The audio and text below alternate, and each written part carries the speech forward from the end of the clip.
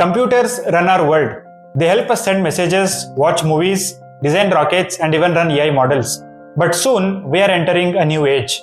An age where computers don't just calculate faster, but they'll think in a completely different dimension. Today, we are exploring the basics of quantum computing. What it is, why it is powerful, and how it could redefine everything we know about technology. I promise you, no confusing math and deep physics. Just clear and simple explanations that anyone can understand. Let's get started. Everything starts with the computers we already know. Your laptops, mobile phones, and tabs, all are computers, and specifically they are classical computers, and they use bits for processing. A bit can only be in one of two states. It is either 0 or 1. Think of it like an electrical switch. It is either on or off, and there cannot be a third state. Your computer processes information so fast that they flip billions of these switches every second, and you hardly notice any delay. But what about quantum computers? Instead of using bits, they use something called as qubits, and a qubit is wild. A qubit can be both 0 and 1 at the same time. Sounds confusing, right? Let me give you a quick analogy to help you differentiate between these two. A classical bit is like a coin laying flat on a table. For simplicity, assume this is the table, and if I place a coin something like this, it is heads, and if I flip it, it is tails. Since a bit can only assume one of these two states, you are 100% sure of what the outcome is when it is laying flat. But what if I toss this coin in the air? For as long as it is in the air, it is not just about heads or tails, it is both at the same time. Now imagine me placing a coin in this fashion. When it is placed this way, it is neither heads nor tails, but it is in fact both at the same time. This exact property, where both 1 and 0 coexist, is called superposition. And this property alone makes quantum computers so powerful. But why? Here is the reason. If you have one qubit, it can represent two states at once. And if you have 2, it can represent 4 states at once. If you have 10, it is 1024 states at once. And if you have 50, it is over a quadrillion states all at once. That is exactly why quantum computers can explore massive number of possibilities simultaneously. Here is a quick example for you to understand superposition in a better way. Think of a maze. Although this doesn't look like a maze, this is a maze. It has 4 different paths. 1, 2 and 3 are all blocked out, and 4th is the only option.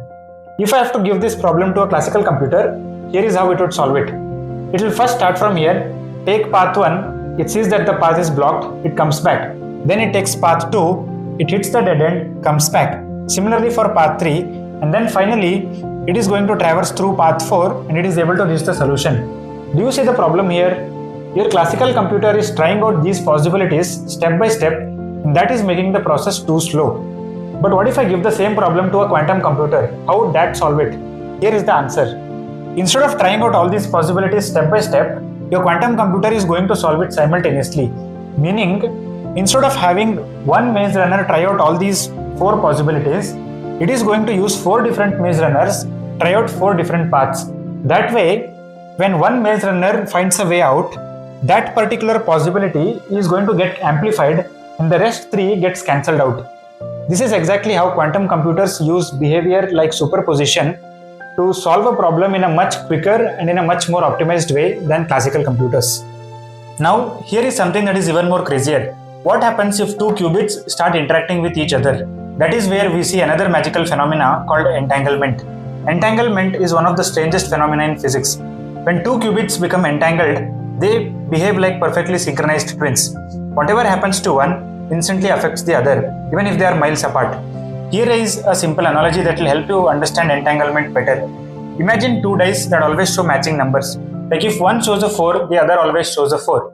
Or imagine having 2 different quantum coins. If you toss one coin in the air and it shows head, the other one instantly shows tails. Or if the other one shows head, then the first one instantly shows tails. This is what is called as entanglement. But why does this entanglement matter so much? The more qubits you entangle, the more they work together and the more the system becomes exponentially powerful. This is why quantum computers use this linked behavior to process information in ways classical computers cannot even imitate. With 50 high quality qubits, a quantum computer can outperform some of the world's largest classical supercomputers. But we are not done yet. There is one more magical property called interference. Superposition lets qubits be in many states and entanglement links them across space. But interference lets quantum computers amplify correct answers and cancel out the wrong ones. For example, your noise cancelling headphones. Noise cancelling headphones create sound waves that cancel the unwanted noise, and quantum computers do something very similar. Take a look at these two waveforms very carefully. The top part is constructive interference and the bottom is destructive interference. Here is what I mean. If you see wave 1 and 2, they look very similar in nature. They start from the positive side of the graph and then they move towards the negative. So when you try to add similar waves, the amplitude of them adds up and you see a bigger and more amplified wave in the output. But in destructive interference, that is quite opposite. If you take a look at wave 1, it starts from the positive and then it moves towards the negative. And in wave 2, it starts from negative and then moves towards the positive. So when you try to add up these two, the top part of the first wave gets cancelled with the negative part of the second wave. And the negative part of the first wave gets cancelled with the positive part of the first wave. So at the end, you will be left with nothing. And this is exactly what I meant when I said quantum computers amplify correct answers and cancel out the wrong ones. Okay, we now know the basics of quantum computing theoretically, but practically where are they even used? First is drug discovery. Nature is quantum and molecules behave according to quantum rules, and classical computers find it difficult to simulate the molecules. But on the other hand, quantum computers will be able to simulate them exactly. That will lead us to many good breakthroughs. First is we will have better medicines, we will have better batteries, stronger materials, and even cure for deadly diseases. Second is breaking encryption. Today's internet security is full of complex math problems that classical computers cannot just solve. But quantum computers on the other hand can crack many of them simultaneously. Third is AI acceleration. Quantum machine learning could reduce training times drastically. Imagine training a massive model in minutes instead of weeks. Fourth is weather and climate forecasting. With millions of interacting variables, predicting weather accurately will be a challenge. But with quantum computers, that might be possible and we may have better environmental forecasting in the future. So we know the massive advantages that quantum computers have to offer. But why don't we have them yet? Why are quantum computers so hard to build? Because qubits are extremely sensitive. A slight vibration or a change in temperature can cause huge errors. That is the reason qubits stay protected and quantum computers are usually placed at temperatures colder than the outer atmosphere, that is absolute zero. Because if a qubit interacts with the outside world, it will lose its quantum state and will be back to its origin, the classical state. This makes building stable quantum computers one of the hardest challenges on the earth. Okay, if they are so hard to build, are we not building them at all? No. Right now, Google, Microsoft, Amazon and all the other big tech companies are all building quantum hardware. Most machines have around 50 to 100 noisy qubits. They are useful for research but not for everyday use. But experts believe that maybe in another 10 to 15 years, we will have our first fault-tolerant quantum computers. And when that happens, the technological revolution is enormous. Finally, here is the conclusion. Quantum computing is not just about speed.